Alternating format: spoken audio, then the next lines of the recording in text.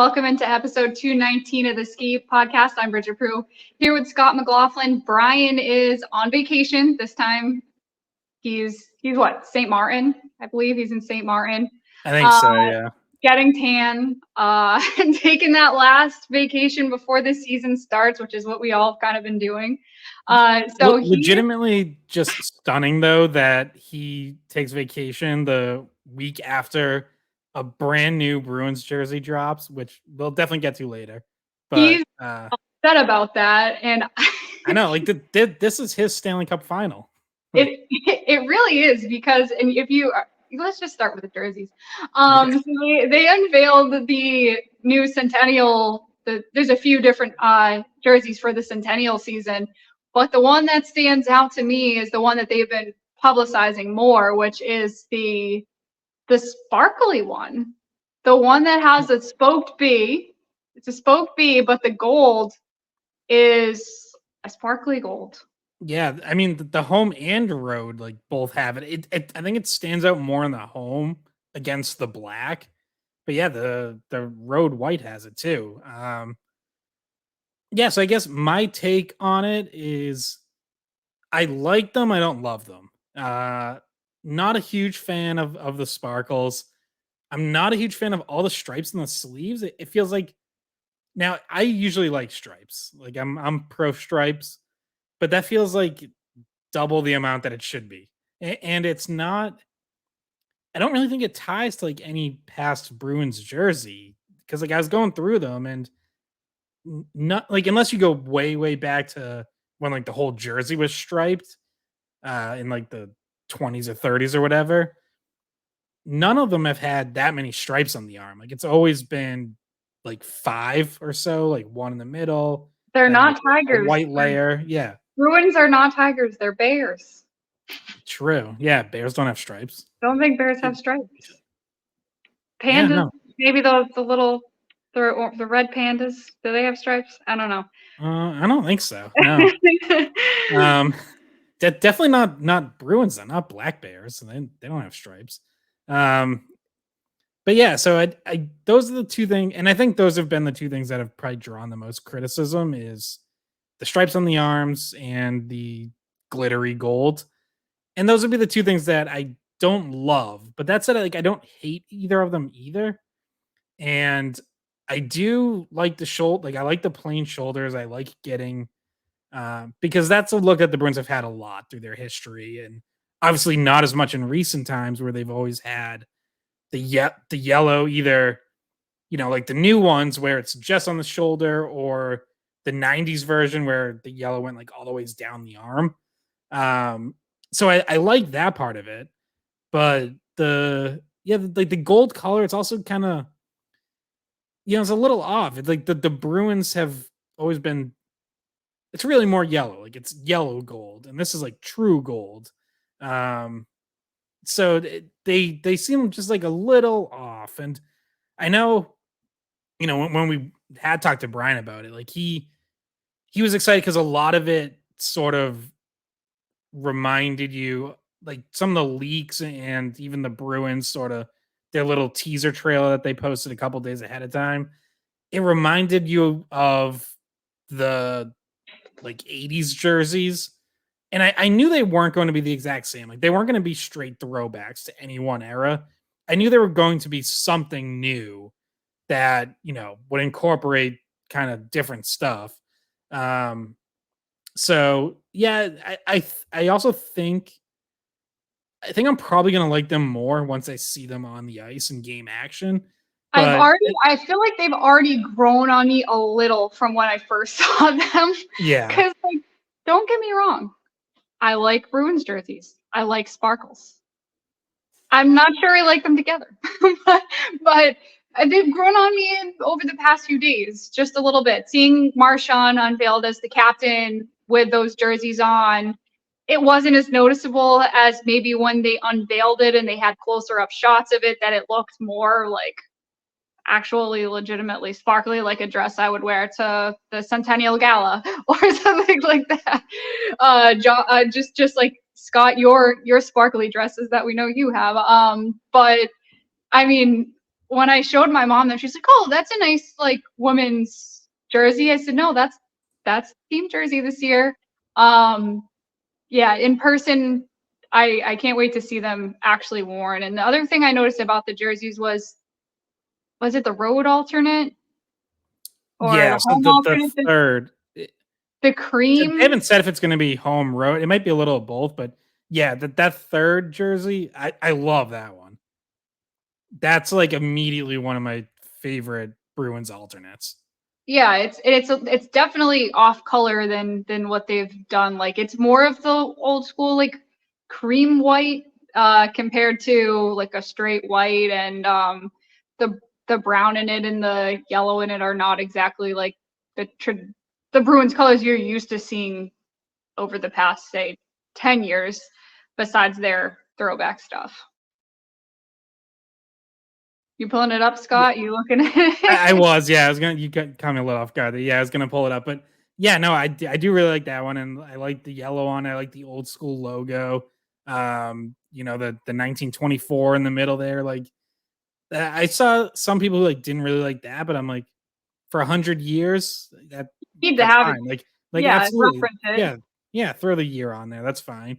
Um, yeah, I think those ones are gonna look sharp, and I believe I believe these are going to be like the only three jerseys they wear this year, unless something else comes down the line that we don't know about. But Well, you um, know what? I don't like that because I like Pooh Bear yeah, and and I think I yeah, like Pooh Meth Bear. Bear.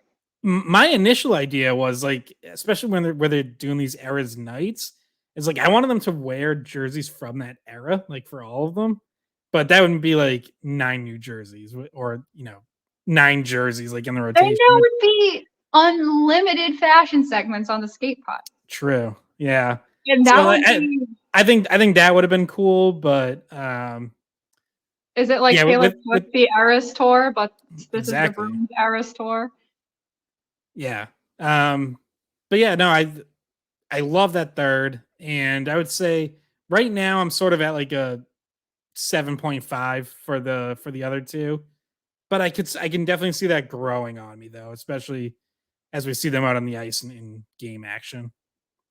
Yeah, I can't wait to get Brian's reaction because I don't take him to be a big Sparkles guy. I don't know about you, but maybe I'm wrong though. He does like to quote some movies, and like he likes to talk about uh some female singers every once in a while.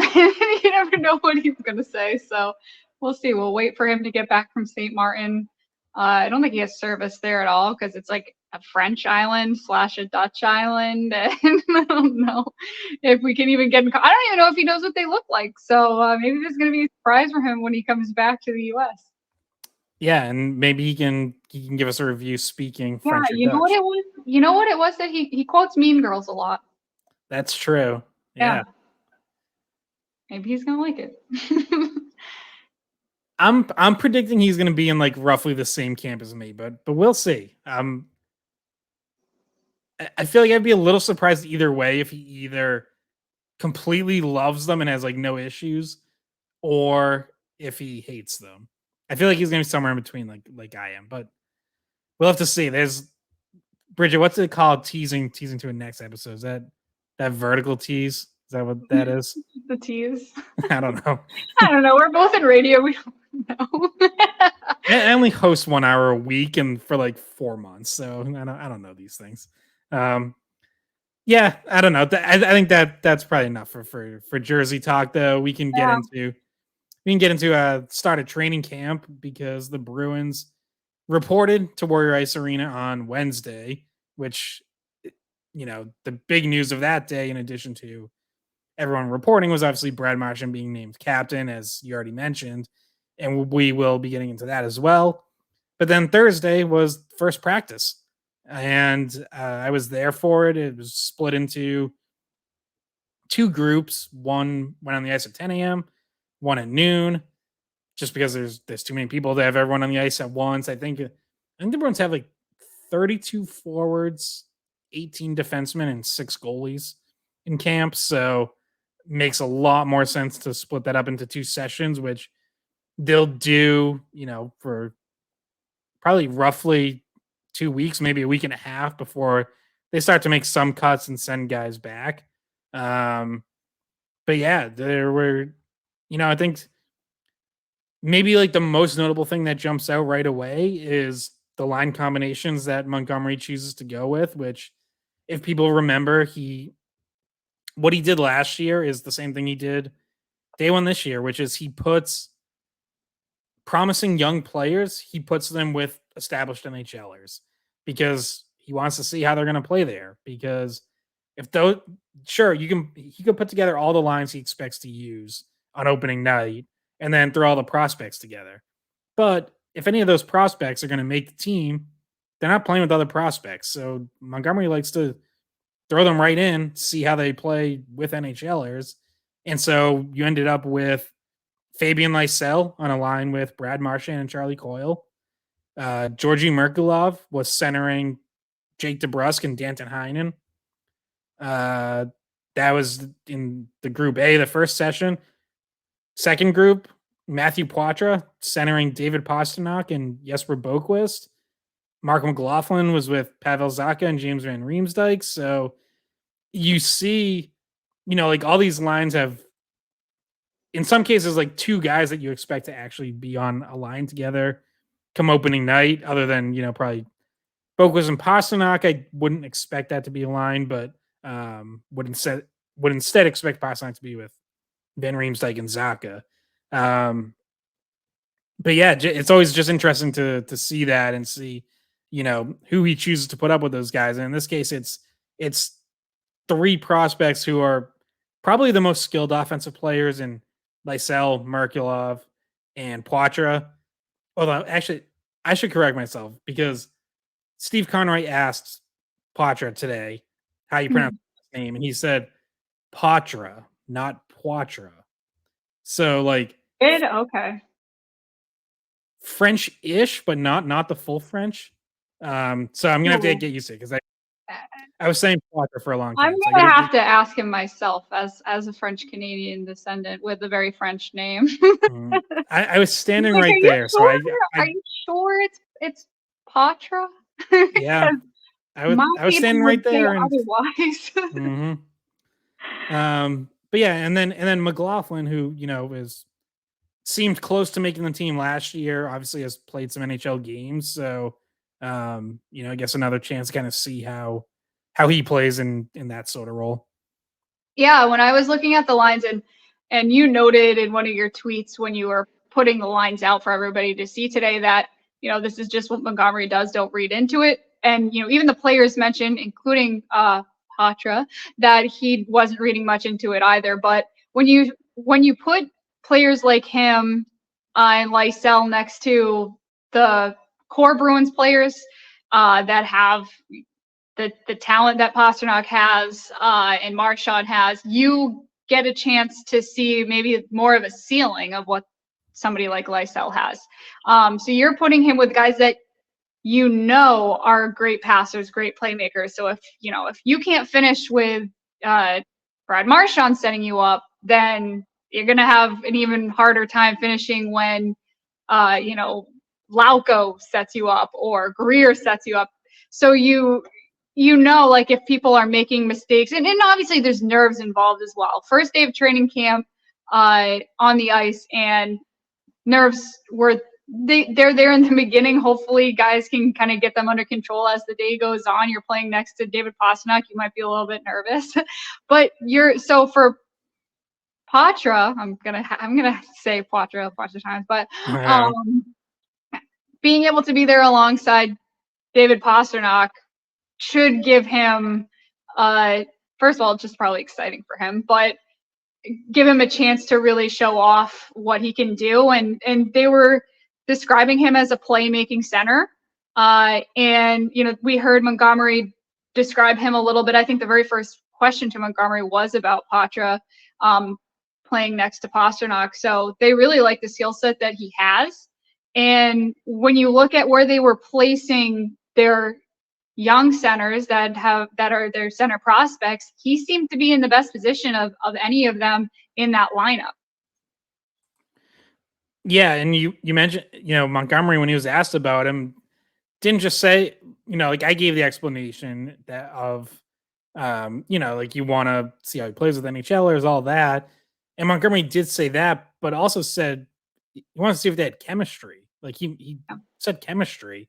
And that, I guess there's a possibility there that Patra does like win an NHL job this camp. And who knows, like could play with Pastrnak this season.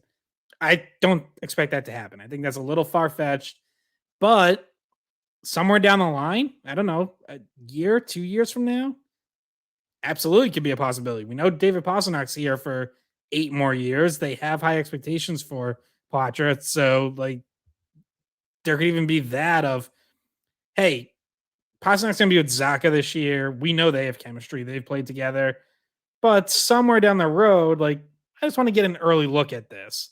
Yeah. So yeah, it is really interesting. And we talked to Patra after practice as well. And he did say he was like a little nervous at first, like when he found out he's, skating with David Pastrnak. But he said like Pastrnak kind of talked to him before and was like, just go out and play, just have a good practice, like don't overthink it type thing.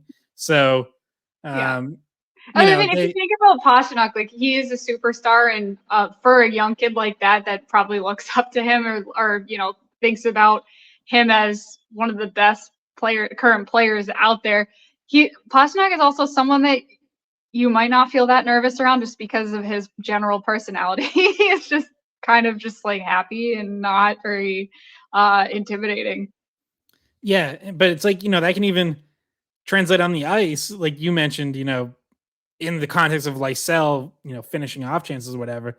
Well, for Patra, it's like it's reversed. It's all right, setting up Pastrnak. So like you can even get nervous of like, oh God, am I gonna make a bad pass? Is it not gonna be right on his tape? Like, I'm gonna put it behind him, make him stretch out or whatever. He also will cover your blemishes. You might not send him the perfect pass; he'll still score. Yeah.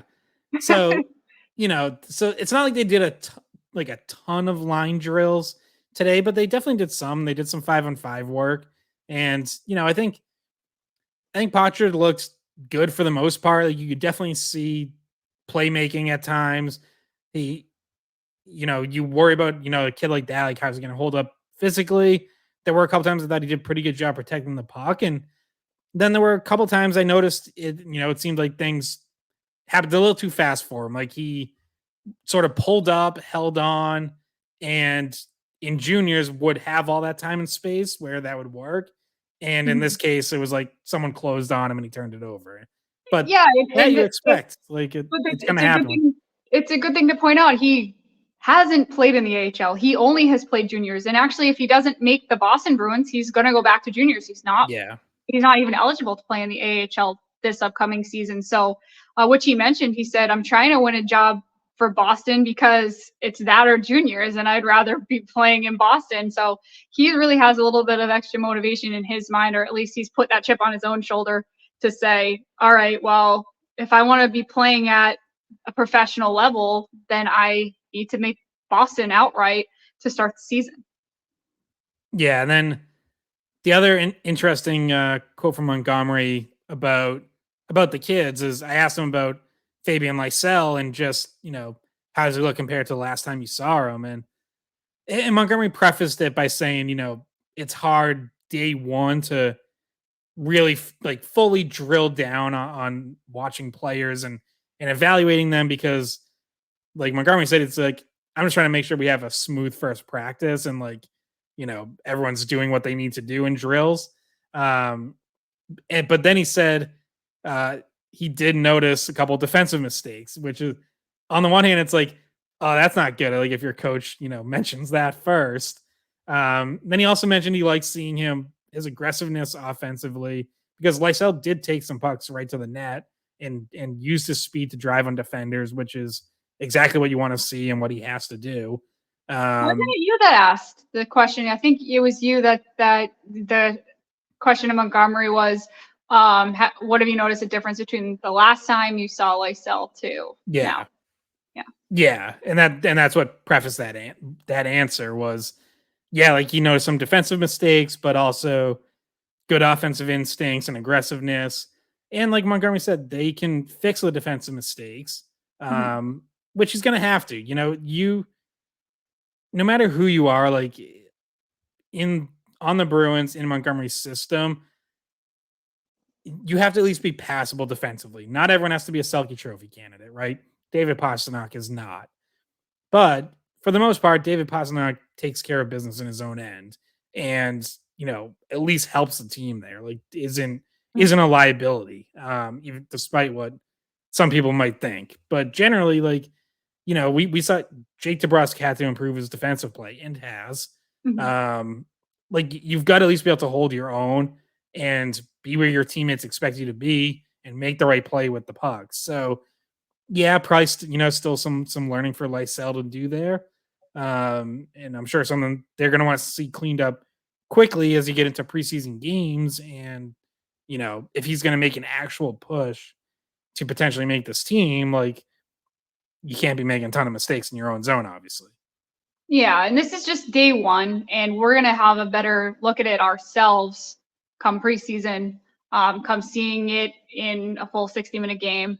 But if you were to use your own, just describe it in your own way because you were there, I'm sure you had your eyes on Lysell a bit more than you probably had them on some of the other guys that are either further away or they're here but they might be the first cut. So in with your own eyes, what did you see from Lysell if you were to describe?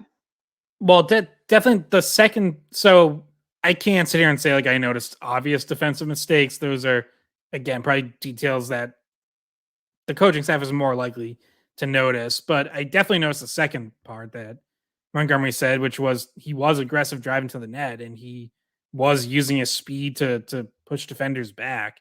Um, Lysell has, I think, always done that. Like he's always been aggressive. He'll go to dirty areas and sometimes, not like sometimes to his own detriment where he'll get hammered and Yeah. kind of put himself in harm's way.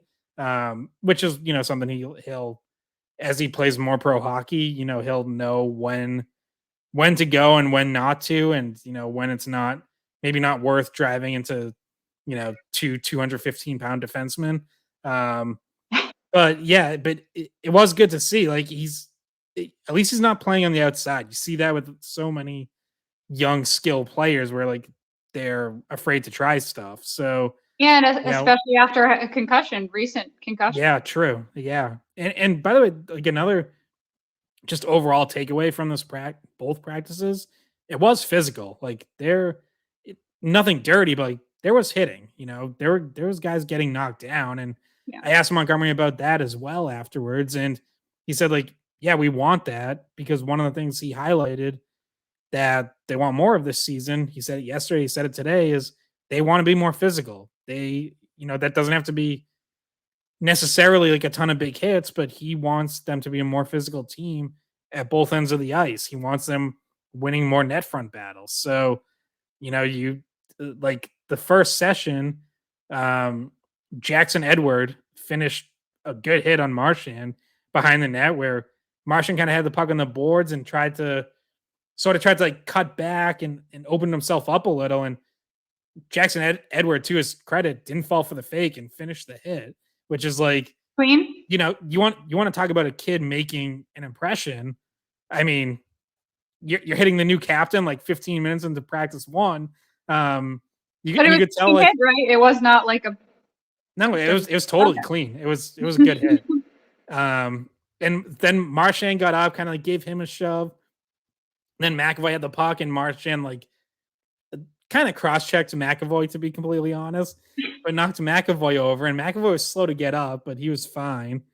But it's like that sort of set the tone. The second session, Alex Chiasson was probably the most physical player on the ice between the two sessions. He landed a hard hit on Mason Lohrei, which was sort of one of those, yeah, welcome to pro hockey kid type moments. Like Lohrei had the puck on the boards, and I don't know if he thought Chiasson was gonna pull up or like not finish the hit, but Chiasson just drove right through him.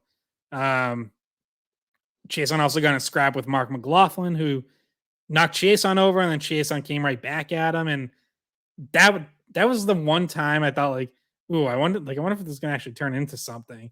But they both like finished the shift and were fine. But Well, in Montgomery, someone asked him about like, do you remember your first day of training camp as a rookie, like back when Montgomery was first coming into the NHL? He said, yeah, there was a lot more fights back then in camp. yeah.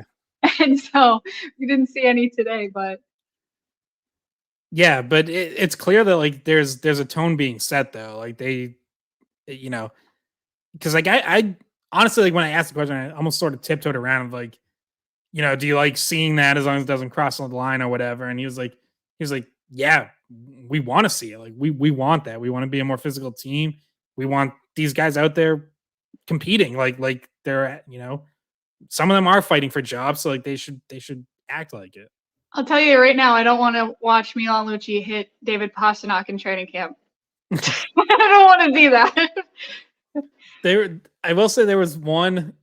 So I think Connor Ryan tweeted the clip, but during like they do 2-on-2 drills at center ice, so it's a lot of open ice, and Pastrnak drove around the defender to the net and finished. And I couldn't catch who the defender was, but I was like, if that was a game against an opponent, they're probably like drilling Pastrnak into the post as he cuts across.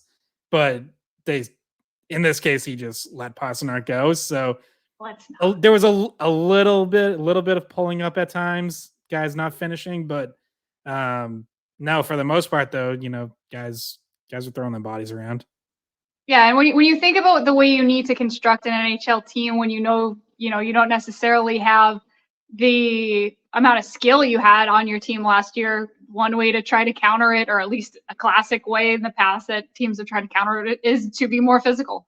So when you think about that 2011 Cup winning team, that was a more physical team than Vancouver.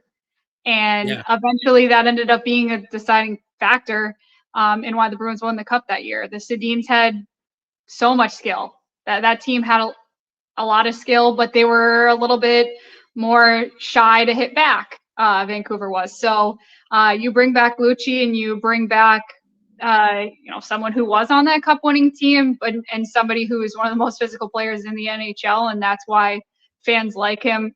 And when he was first brought back that free agency day that the Bruins went out and signed so many different people, his name stuck out because Boston fans already knew who he was, and there's already so many Lucci jerseys out there walking around the street before he, from years ago when he was on the team. But he's more than just a fan favorite. They are actually using him in that new philosophy of just being a more physical team than last year. Yeah, definitely. And so I guess, before wrapping up, on Lucic and kind of along the same lines of like how they lined up, it was interesting to see Lucic on a line with Johnny Beecher and Jacob Lauko. That was in the second session.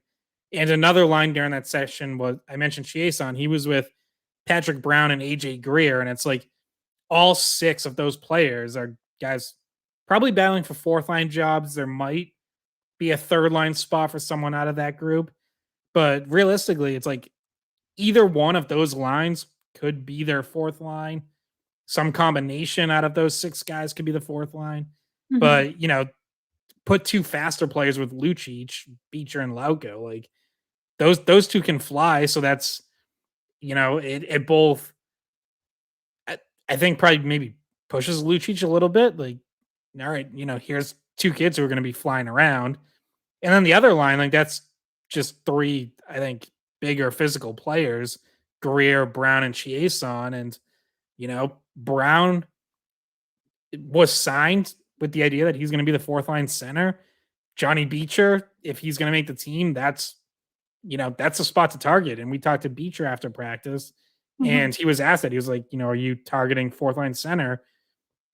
And he said, yeah, I think obviously play anywhere, but he was like, yeah, that's, a spot I would be comfortable playing. And I think I could succeed there. Greer was on the team last year. His spot's not guaranteed.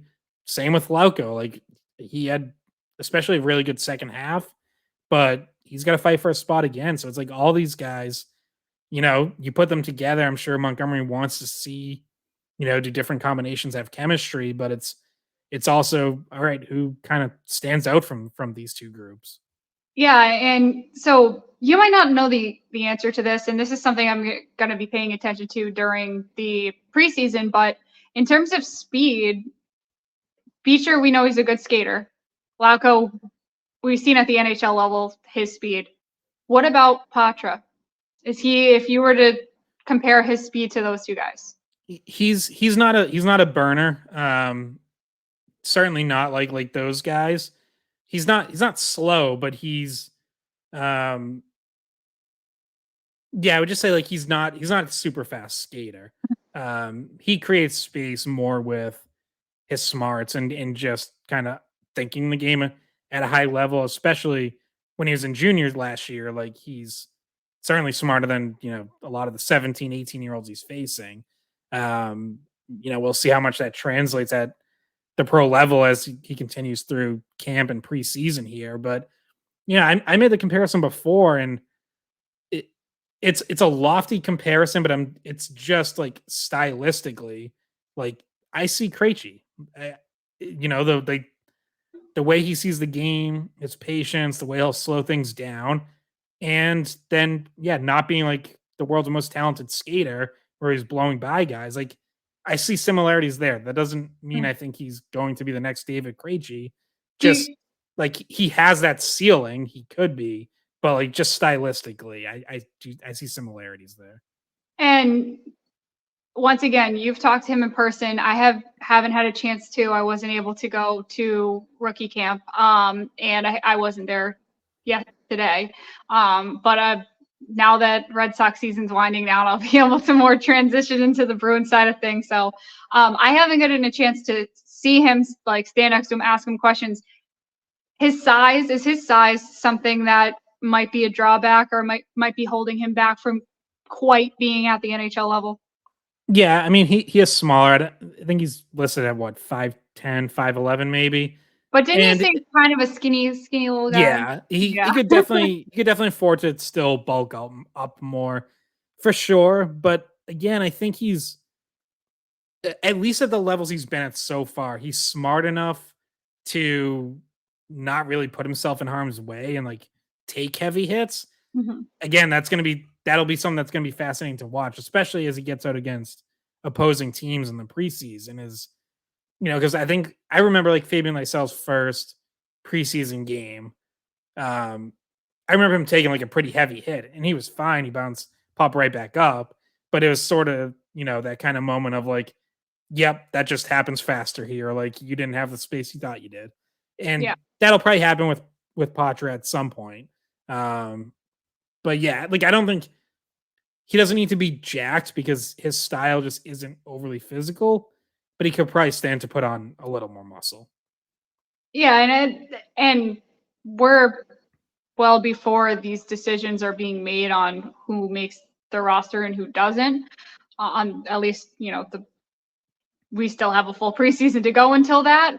But if there's a competition between Beecher, Brown, Patra for that fourth line center spot, I think that the coaching staff and management for the Bruins could probably talk themselves into sending Patra back to juniors to just get a little bit, mature a little bit physically, and not put him out there. I don't know. I could see that as like a determining factor if all other things were equal. Like, okay, well, maybe we'll send him back to juniors and get him on a regimen to put a little bit more weight on and, that kind of thing. Because you can put weight on overnight, but you can't put it on overnight in muscle.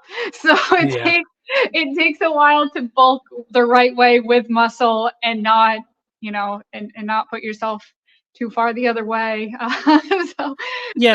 And he's also just a different style player than those guys where like he almost might have to win the third line center job if he's going to make the team. Same with someone like Georgi Merkulov. Like we're used to the Bruins. We said that about Jack Stanika as well back when he was trying to break in, and then the argument being that he's not Like that fourth line is more meant as like more of a physical line, more of a defensive style line. Yeah, like that's what it's always been for under Cassidy and then last year under Montgomery as well. Is they've always used the fourth line that way. Doesn't mean they have to keep doing it. Like they could change, but just based on what we know, like what we've seen, you wouldn't think Patra or Merkulov is the fourth line center. You would think it's someone more like Patrick Brown, who has played that kind of role in the NHL already, or Johnny Beecher, who is a good two-way player and has played lower in the lineup before. Right, he was a third line center on a loaded Michigan team and took on like a lot of the defensive assignments there. So he has experience doing that. Like he seems like a more natural fit there. Again, if I don't know, if Patra blows them away and they're like, you know what, we're okay with playing him on the fourth line and it's not going to be a shutdown line and we'll balance defensive responsibilities between the other three lines, like whatever. But like you put him, but like think about it, you put him next to Lucci. Like, does that make sense? Does that seem like a good fit? Yeah, it doesn't seem like the ideal spot for him to start, honestly, but which is again why I think more likely it's for a Patra or Merkulov, if they're gonna make the team as centers, it's probably more Morgan Geekie they have to beat out for third line center than it is, Patrick Brown or Johnny Beecher on the fourth line. Like that's I kind of see that fourth line center battle, at least as of now, being Brown versus Beecher. What about McLaughlin?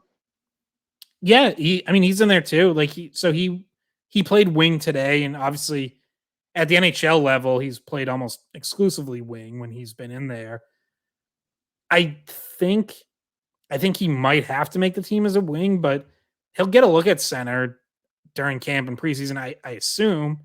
He did play some center in Providence last year, so sure he's in the competition, but it sort of feels to me like he might have to make it as a wing and be kind of like a Trent Frederick, where it's all right, you're going to be a wing, but in a pinch we can move you over to center type thing. Just for whatever reason, it doesn't really seem like he has as straight of a shot of making it as a center. Again, even just taking into account like where he was lined up today, day one of camp, he's playing right wing. Now it's on a line with Zacha and James Van Riemsdyk, which is a good spot to be. But yeah, I guess that'll definitely be something to monitor as we go forward. Is does he get practices or games as a center? I feel like depth has kind of built up around him as well, if you know what I mean. Like other wingers are developing. Definitely. Other centers are developing. And you kind of feel like he's more on the outside looking in necessarily than he has been in training camps in the past. And including he made his NHL debut when he first signed with the Bruins, but he's gotten fewer and fewer opportunities after that. So he really has to beat out a lot of people in order to make it, say, directly from preseason into Boston. I'm not talking about during the season, but like if we're talking about out of camp, out of preseason, starting with Boston, I feel like it's kind of an uphill battle for him. I think he's still very much right in the mix. Like I don't necessarily think he's on the outside looking in or anything. And I actually thought him being lined up where he was today, like with NHLers, I feel like was an encouraging sign, because there is like in both sessions there was still the fifth line was all prospects and AHL guys, and like that's where like an Oscar Steen and a Justin Brazeau and Luke Toporowski, Curtis Hall, Trevor Kuntar. My guy Curtis Hall from Yale. Yep. I broadcast his last season there. John Farinacci was in that group. And like, I always look at that group and I'm like, oh, those are the guys they don't expect to really make a push. That said, who started in that group last year and made the team was Jacob Lauko. So it's not impossible. Like if you impress no matter where you're doing it from. But I did kind of feel like McLaughlin being in the group with the NHLers and not just in like that extra fifth line group, at least tells me like they consider him in the mix. Like he's on their radar to start. He doesn't have to, they're going to be looking at him no matter what. Like he doesn't have to, come out of left field out of nowhere to get on people's radar. No, that's not what I meant. I just mean Yeah. when you look at who they brought in as free agents, that have NHL experience, when you look at the amount of people that are vying for bottom six roles, there's a lot more players than can make the team that are in the mix for that. So now, is there anything else from training camp? We haven't talked about defensemen. I know Mason Lohrei was lined up with Brendan Carlo. How much did you get to see of that pairing? What did you think of that? Yeah, so the defense was mixing and matching a little bit more, but yeah, I thought Lohrei looked solid. It wasn't the best I've ever seen him look, and getting knocked down by Chiasson was, that was, like I said, like that was sort of that happens faster here, like head up, but yeah, there was some mixing and matching on defense, and it was the same sort of idea with like guys, sort of like a younger player with a vet. Like McAvoy was with Parker Wotherspoon, who they signed at from the Islanders AHL team. Hampus Lindholm was with Riley Walsh, one of the young D they brought in. Just looking through, Forber was with Ian Mitchell, one of the guys they got in Taylor Hall trade. The other guy they got in, from the Blackhawks in that deal, Alec Regula, was with Grizzlies. So I feel like I just paid more attention to the forwards, honestly. Like nothing really jumped out to me. Other than like I said, like that Jackson Edward hit on Marchand, like that catches your attention. Just trying to run through my notes quickly here, but other than that, like I don't think anyone really stood out. But in fairness, like I said, I probably was just paying closer attention to the forwards, which I sort of like noticed with maybe like 20 minutes left in practice. I was like, I just have more notes on forwards. Bad, Well, we kind of talked about it in our episode there's last week. More obvious battles there, yeah. Yeah, and that like defensively, they have a strong decor. It's not like we're talking about looking at centers. We already knew going into this was going to be focusing on centers very heavily, and then Lohrei and Lysell, just because of those two guys being two of the top prospects they have coming up, with an outside chance of making the team. But it's all eyes on the centers, really, when you think about it. Question about the goaltending, because you've just noted before. One last thought, just before we get away from the centers. Another thing that could potentially work in Beach's favor is that he is a left shot center who's good on faceoffs. And Montgomery had mentioned on Wednesday when he was asked about Trent Frederic, and he said, no, Frederick's probably staying on the wing, but he wants Frederic to work on faceoffs so they have another left shot option, because right now, if you line up, who's expected to be the centers, Pavel Zach is the only lefty. And Montgomery was asked today, like, could that be something that potentially gives Beecher an edge? And he said, absolutely. So they want another lefty who can take faceoffs and win faceoffs. And they would like for it to be Trent Frederic because they know he's going to be on the team anyways. But it also could be Beecher. Like, that could work in his favor. Yeah. And Frederick's a guy that we're going to go back and forth probably throughout preseason. I wonder, talking about whether or not he could end up as one of the centers, even though we've mentioned the other guys a lot more as center options. But I wonder if we'll see Montgomery play him at center at all in the preseason, or if he's already predetermined he's more of a winger this year going forward. Because I know on breakup day, Frederic was asked about the potential of getting more time at center if Krejci and Bergeron retire, and he said he was excited for that. So I wonder how much Frederic still views himself as a center. I So when he was at Jimmy Fund, I think he was kind of asked about that, and I've whether he really feels this way or is just saying it, but like I get the impression that he legitimately does feel comfortable like at all three forward spots now. Mhm. And it's probably now just a situation where it's like as long as he's playing an important role in like getting minutes, like I'm sure he wants more minutes than last year. And he can get that even if he's still a winger. So, he really didn't play much special teams at all last year. He could absolutely be more involved on the penalty kill this year, at the very least, because they lost several penalty killers. So, um, I think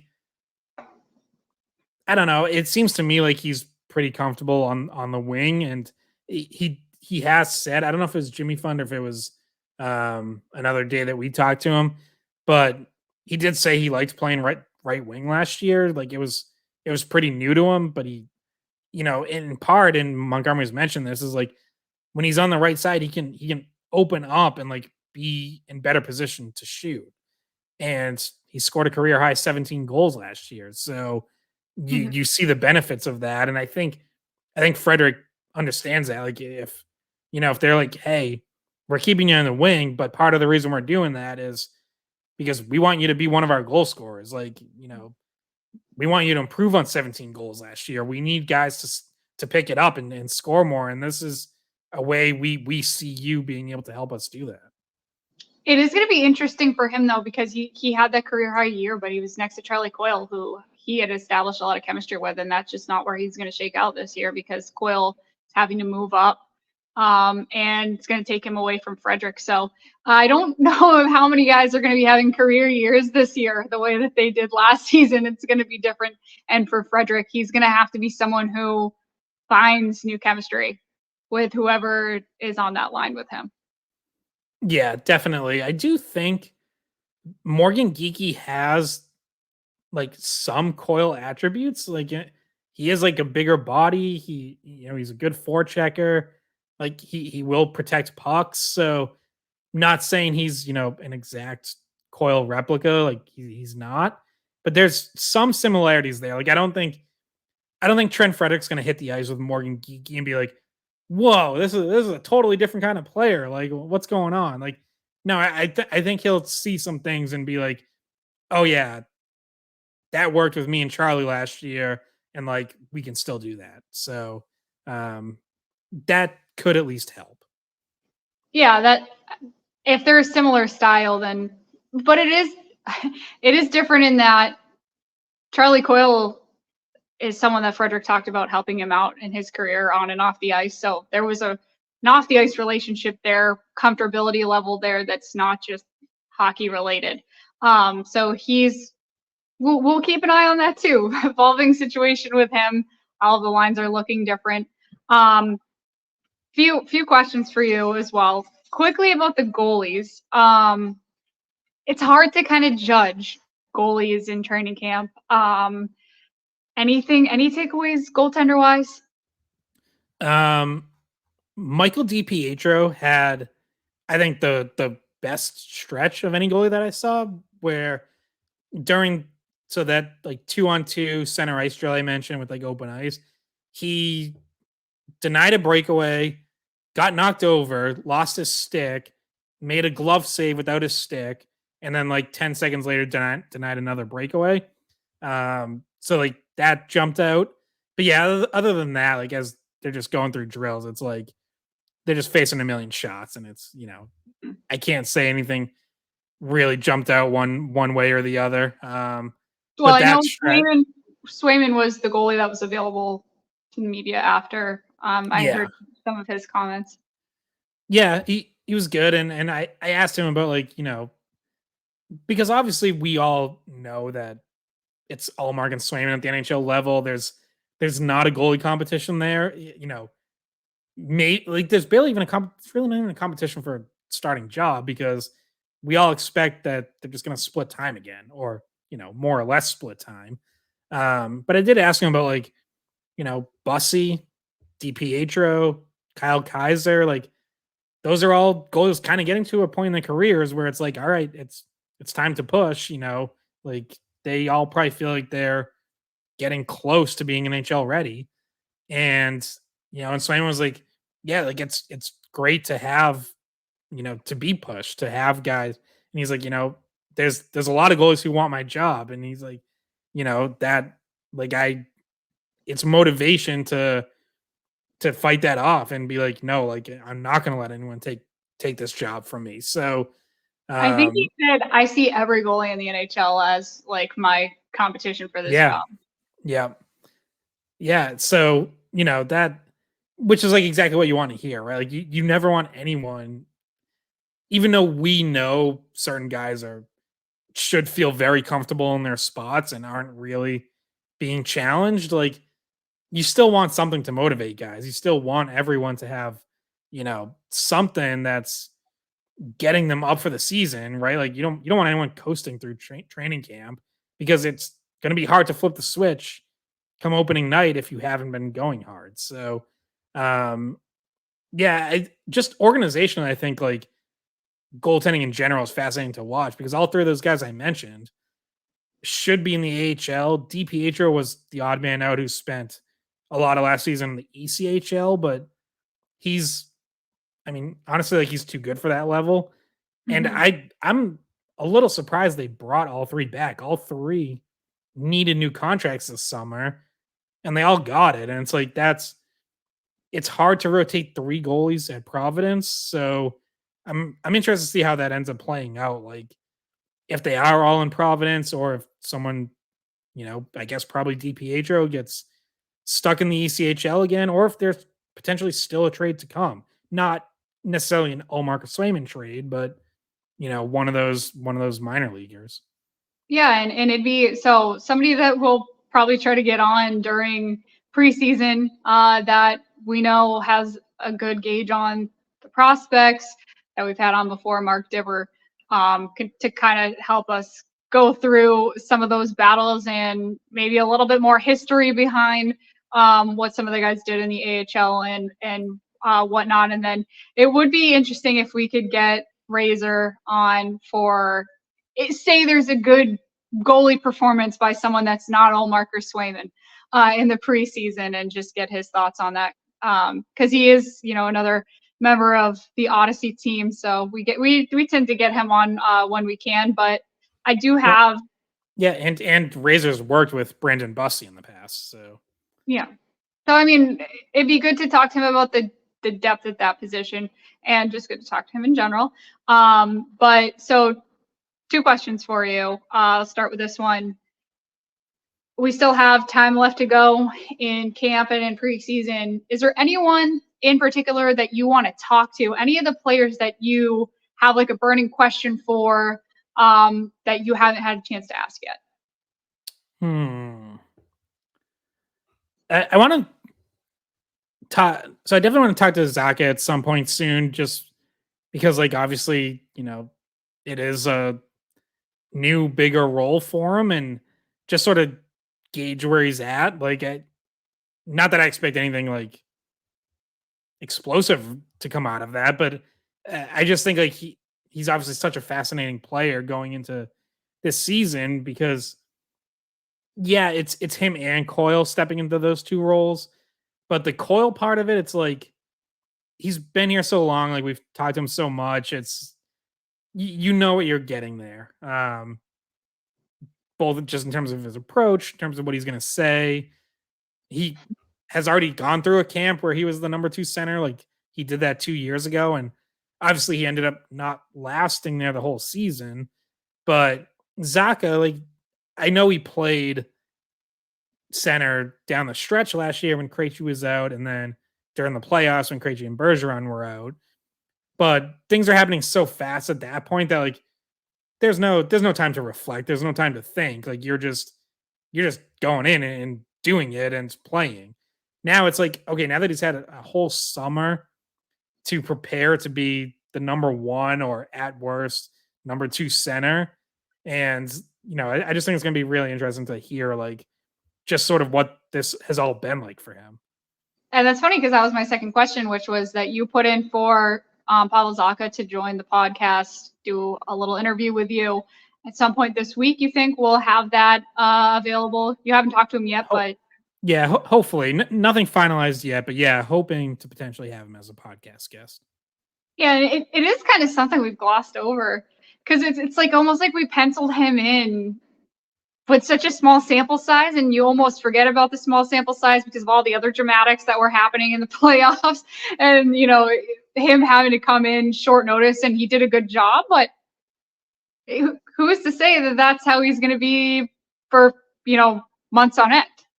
He came in and did the job, in a high pressure situation, but he was the winger on that check line for most of the season.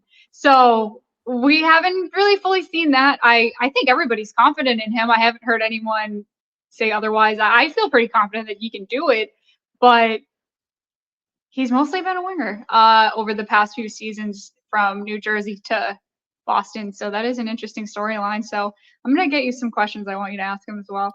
I will also say on Zacha, because that just reminded me of one of the highlights from today during that 2-on-2 drill. Pasternak had dangled between Forbort and Carlo and then dished over to Zacha for a one-timer that he just absolutely roofed over. I don't know if it was Swayman. I forget the goalie, but yeah, it was like, oh yeah, that's a connection the Bruins want to see, whether it's Pasternak to Zacha or the other way around. But obviously those two weren't on the same line all of practice, but they did end up together in that drill. Yeah. So that'll be good. Hopefully we get that soon. Post that up, ramping things up here on the Skate Pod as the season gets closer and closer and Red Sox wind down, Bruins wind up. One last storyline that I know was brought up, and that is something that will be a storyline throughout the season unless it gets taken care of before the season starts, and that is an extension for Jake DeBrusk. I believe Sweeney was asked about this. I had seen a quote somewhere about those two camps trying to come together potentially and get something done before the season starts. Yeah, I was gonna say we also have to talk about Marchand being captain. But well, we've mentioned that a little bit, but yeah, we have, but we'll give quick reactions. But yeah, on DeBrusk. So DeBrusk said in an interview last week or 2 weeks ago that he does want to stay in Boston and he would be interested in getting an extension done. Sweeney was asked about it, and basically it sounded like they haven't talked yet, but they will be soon. So I imagine that happens during camp. But yeah, Sweeney was like, yeah, obviously, first of all, we just have to figure out, if he does want to stay here and then try to find common ground. But he also said that they do have interest in keeping DeBrusk around. So, yeah, certainly you could see something get done. And I wrote something a few weeks ago, and we talked about it on here of, what DeBrusk's next contract might look like. Numbers wise, that's why my cat failed. Visitor. There we go. Visitor on YouTube. This is Daisy. Yeah. She doesn't like being held like that. See, this is why people got to watch. You never know when one of Bridgette's mini animals is going to stop by. At least once episode. I have no authority. But yeah, so it sounds like there's probably mutual interest, but they just haven't actually sat down and talked or obviously exchanged numbers yet. But that will be fascinating.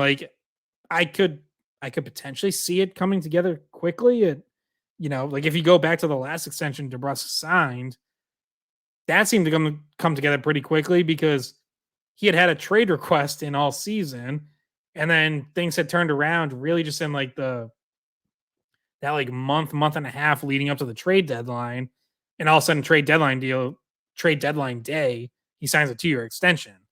So this could be another quick one, but it also could be a much longer deal, much more money, and that tends to complicate things and drag out negotiations. So it may very well continue into the season. And we saw last year with Pasternak, he goes out and has a great year, and we know his price went up, from where everyone thought he might land before the season to where he actually ended up going. In that case, like Pasternak waiting worked out great for him, and the Bruins probably wound up spending more money than they were originally hoping to.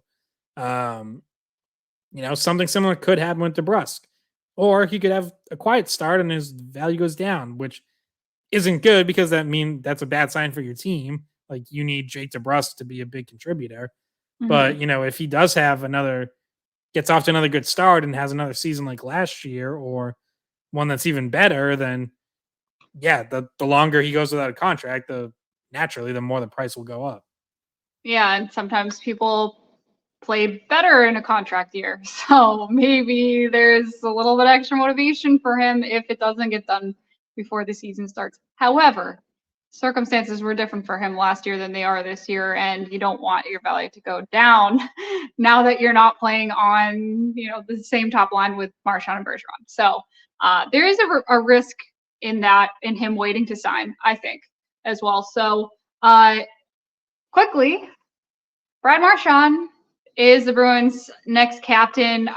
None of us are surprised by this. None of the players are surprised by this. It seemed like the natural way to go after Bergeron left. So a lot has been made about his past, about his licking, about his on ice antics, and he's done a lot over the last few seasons. In particular, the 2022-23 season, I think you saw kind of that final shift in character towards a more mature Brad Marchand, a leader, somebody that in the absence of Bergeron during the playoffs really stepped up vocally and tried to take the lead on the ice as well. So I don't know about you, not a surprise. And I think he'll be a good captain. I know the emotions for him have been something that in the past he wasn't able to control, but it's also something that's made him a better player because he can bring that energy. Is there any concerns you have about him as a captain? Because on my end, I think the right choice. I think you had to give it to him. I don't really know. I think giving it to one of the younger guys would have been a big snub to him. And he seems like the natural guy to give it to. Yeah. And, like you said, like we all expected it here. I know some people thought it might be McAvoy or maybe wanted it to be McAvoy. And we talked about this at the time. Like to me, what sealed it was seeing him take control of captain's practices right from the start of those. It's like, oh yeah, like that's the captain. Like, duh. Yeah, captain's practices without a named captain was kind of a weird thing from the start. And he even mentioned it in his thing. He was like, I was wondering when they were going to talk to me. Like, what? I thought it would be before. Like, I don't know. Yeah, but, so, I mean, he's been alternate captain for several years now. He really was Bergeron's right-hand man, not just on the ice because they're on the same line, but off it. Once, for years it was Char's the captain and Bergeron is technically the alternate captain, but like really the co-captain. When Chara left, technically he was his left-hand man.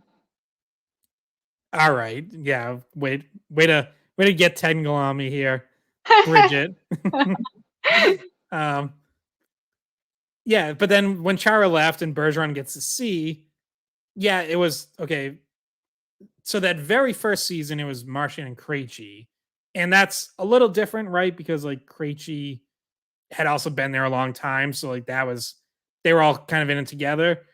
Then when Krejci goes abroad for a year, like that was the first time where it was like, all right, Marchand's clearly second in line. Like he's now, if not the co-captain to Bergeron, like he's the top alternate captain. We've seen that other A rotate quite a bit over the last couple years where sometimes it's McAvoy, sometimes it's Pasternak. Even I think Brandon Carlo wore it at one point, like even a couple other guys, Foligno wore it sometimes. So, but Marchand was the one constant. So that kind of told you like he's next in line. And then I think last year in the playoffs when they go down to Florida and Bergeron doesn't make the trip, everything everyone said was like Marchand took control. Like Marchand stepped up in the room. Montgomery said that on Wednesday. He was like, you know, I sort of like I saw it then, saw that it was Marchand's room without Bergeron in there. So yeah, he's not going to be the same exact kind of leader as Chara and Bergeron. He said that himself. Yes, he's like, there's a lot that I learned from them that I want to keep doing, but also I'm not them, so I can't do exactly what they did. He's almost like the polar opposite to Bergeron. Yeah, like I think he will be, I think he will be more fiery at times, and like I don't even think that's a bad change, honestly, because I think there have probably been times where the Bruins could have used more of that, and during the playoffs last year was probably one of them. Like they entered the playoffs with I wouldn't call it arrogance, but they were very calm, confident, and like they never came anywhere close to panicking. But it's almost like maybe more urgency was needed at some point. Like maybe some sort of fire being lit under them. Maybe someone stepping up and giving a passionate speech. Like might have been needed. Like maybe they were almost too calm where it's like, we're gonna figure it out, guys. Like, we're not gonna lose this series. Don't worry. Like, we're gonna get it right. And it's like, I don't know, maybe someone needed to step up and be like, get your fucking head out of your ass, Like who knows? So like I don't think it's a bad thing that Marchand might lead a little differently. No, I don't think so either. But I question what could have been the difference last playoffs, and none of us know. So No. you could have point to a lot of things. But anyway, not to get back into that.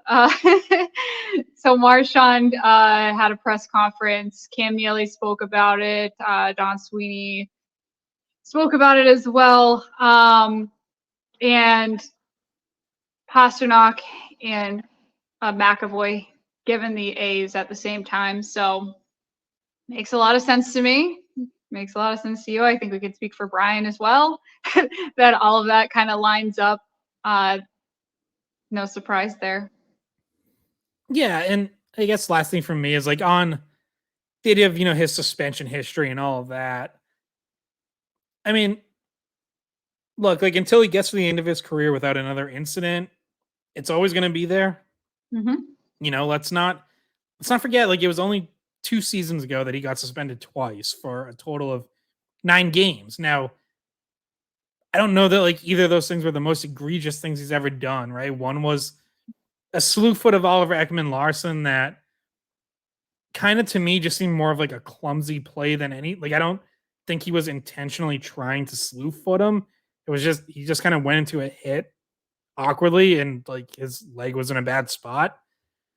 And then there was the Tristan Jarry thing, which was extremely stupid, but like obviously wasn't going to actually hurt Tristan Jarry. But Martian got 6 games for that, which is the longest suspension of his career, and that was And that's not because even, that was what, not even 2 calendar years ago. So, but it becomes the longest of his. It would have been a 2-game suspension for someone that didn't have a history, but because right, of history, he gets it yeah, extended. and I think that was one of the wake up call. Like, so Martian was asked yesterday, like was there some sort of wake up call at some point along the way, and he pointed to the Ryan Callahan licking thing as like something like he regretted and was like, is this really how I want to be remembered? Like he was already one of the best players in the NHL at that point, and it's like, do I really want to be remembered as like the guy who licks someone, or do I want to just like play hockey and be remembered as a great hockey player? So he pointed to that. Unfortunately, I think it's already kind Yeah, of I think that's always well, going to be people like there. it's too late. Everybody that I talk to that's not a Bruins fan is like, "Oh, you lick people." Like Yeah, that. Oh, your captain licks someone. right. But like I think that Tristan Jarry suspension was also a turning point and like another wake up call. And again, that this is why you can't say with 100% confidence that he's like totally past it, because it's like, well, there's been multiple wake up calls. But he even said at the time, he was like, yeah, like he got 6 games because of his history. And if you remember, like when he did that, Bergeron had gotten hurt it was either earlier that same game or like the game before. And they were without Bergeron. And it's like, oh, well, okay, obviously Martian's going to have to step up. And then he does that and he gets himself suspended. And it's like, yeah, like that, not that it put them in danger of like missing the playoffs or anything, but the Bruins weren't totally secure in like their playoff spot. Like, remember, they didn't win the division that season. Um, and it was like, that was like a moment where he legitimately just let the team down because it's like now they end up going like 2 weeks without him or Bergeron playing. And it's like, yeah, tough spot to put your team in, bud. Like that's not good. He and was suspended. He was suspended for the Winter Classic in 2016, I think. At yeah. Gillette. Yep. He was suspended for that game, which I went to. I was in college and I went to, freezing cold. They got badly beaten by the Canadians, and one of the reasons was because Marchand was not there. So a lot of people who traveled far to come see the Winter Classic and the event that got put on there didn't get to see Brad Marchand because he was suspended. Yeah. So like I also think that was kind of a moment of like, all right, like I really need to cut the shit because like, yeah, he wasn't hurting Tristan Jarry, he wasn't trying to hurt him, but he did something really dumb and it hurt the team. And it's like, all right, like you just can't do that anymore. And I think you've seen him take like he, especially talking about like the C, he clearly appreciates it and has like a ton of respect for what it means, and he has a ton of respect for the legacies of Bergeron and Chara, and like he knows it's his job now to carry that on. And certainly the Martian we've heard both at the start of captain's practices and yesterday after he officially was named captain is someone who is like very honored and grateful and does not take this for granted at all. Like he clearly appreciates sort of the weight of it. And I think he is going to be a good captain. Like I know you said that, but yeah, like definitely. Just because it clearly matters to him, and he's going to give it his all. And like he said, he's like, I'm not going to be perfect right from the start, but he'll put in the work because he saw the work Bergeron put into it. He saw the work Chara put into it. Not, it's not just being a great player and talking to the refs on the ice and whatever, or leading drills. It's building like it's building the team. It's bringing everyone together. It's checking on guys, making sure everyone's in a good spot. Like it's all of that stuff. And I think he's already been doing some of that as Bergeron's assistant. And now it's on him to be the leader. And by the way, it's worth mentioning that the guys he trains with in the offseason, Sidney Crosby and Nathan MacKinnon, are some guys he trains with. And Crosby's been a captain now for 17 seasons. So he's not just learned from Chara, Bergeron. Like he's around other guys that have been captains like Sidney Crosby. And yeah, I think he'll do well in that role. He's come a long way from licking people. And I thought of this when you were in the middle of talking about Marchand suspensions, but you know who deserved a suspension last season? The camera guy that hit me in the head during Brad Marchand's exit. I don't want to say exit interviews, but like on breakup day. Yeah. I went to talk to Marchand, and some guy, I still don't know who it was, hit me so hard in the head with a camera that Brad Marchand was like, "Are you okay?" And then he used my head as a tripod. And I will fine you, and you will be suspended. Yeah, luckily that was in the room, and we were able to carry Bridgette over to concussion protocol, and she got evaluated. I needed Brad to get on my side and like let me know who it was that hit me in the head, and be like, just like help me take him on, because I'm not even kidding you. I went through the footage from every news site that day to try to find out the cameraman that was behind me that hit me, and I still don't know who it was. I had our friend Angie help me try to figure it out too. I will find you. I also got hit in the head with multiple microphones. Well, and then if that happens again this year, I swear to God. I mean, that's like the microphones. I think you kind of just have to accept. But I know who hit you with the microphones. Yeah, getting crushed with the camera though. That's not fun. He used me as a tripod. He literally balanced the camera on my head. And I was just looking around at people like Elaine and even Marchand. I was like, does anyone see this? I'm not a tripod. I was that day. But yeah, you only got 2 legs. Yeah. No, I'm going to get suspended next season if someone else hits me in the face with something because I'm done with it. I'm over it. Dan Roach, don't hit me with your microphone again. People are going to be swinging their microphones around Bridget's face like Marchand swinging a stick at Jerry. Mm-hmm. Yeah. I'm not going to lick him, but I might hit him. I'm not sure yet. All right. Anyway, my phone is about to die. Had to record this on my phone because my laptop crapped out. I also broke my phone at a wedding, but still worked. So Bridget's laptop physically unable to perform to start training camp. Yeah. No, I'm worried it's a season-ending injury, career-ending injury. Might need a new one. All right. Well, I have nothing else to say either, so I think we're good. Good.